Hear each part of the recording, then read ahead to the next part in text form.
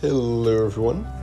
In this video you're going to learn how to make fire alarms in Fortnite Creative 1.0 with the new device system.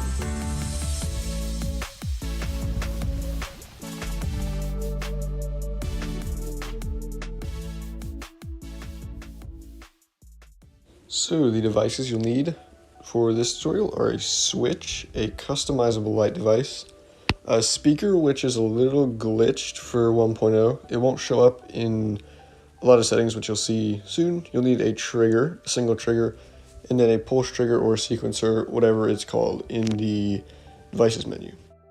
So to begin with the switch device, these are the settings you're going to put in for any of the text. You can put in whatever. I have pull fire alarm. You can also do sound alarm, sound fire alarm. Something similar to that. The off is sound off alarm, whatever. Toggle switch is the device model, and then copy these other settings.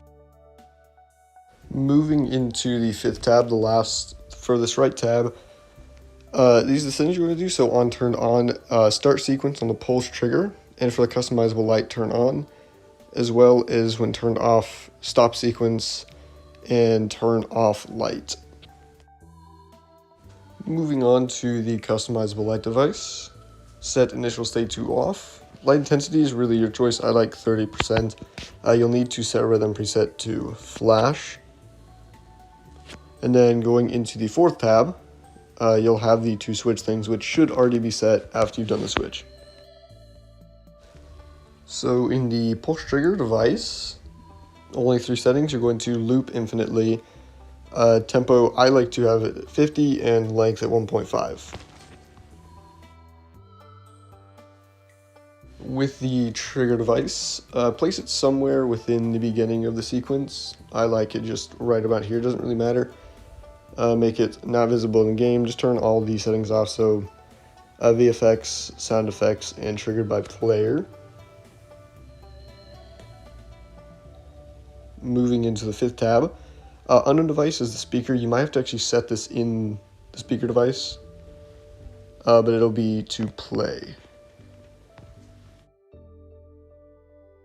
Finally, in the speaker device, Halloween Scare 1, it's the same one I used in the last fire alarm. 25 and 80 are the min and max distance,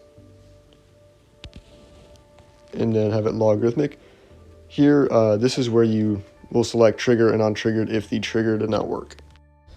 So now is the part where you actually place your devices where they need to go within your building or wherever else you're placing them. You can place multiple fire alarms. You might have to do some weird setting configuration, but it should be fine to just be able to copy and paste it. I'm going to place it on the wall outside of this hotel room. With the customizable light, I'm only going to place it in where we'll actually see it. But you want to place these kind of throughout the building, so you'll see kind of how far distance I'm placing them. The goal is so that you can see it wherever you are in the building. So if you decide to not go to the exit of the building, you'll still see the flashing lights.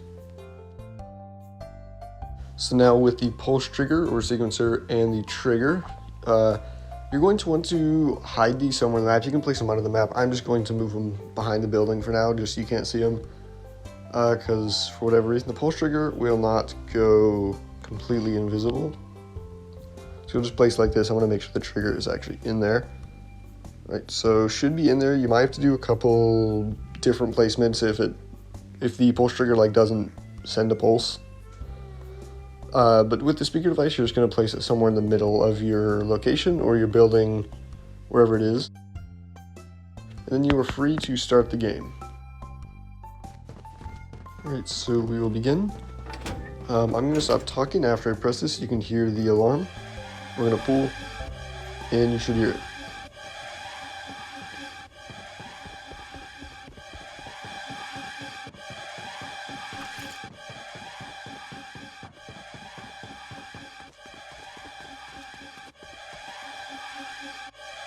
So everything will kind of continue until you turn it off. You can have a set off switch outside, but I'm just going to go back upstairs and turn it off myself.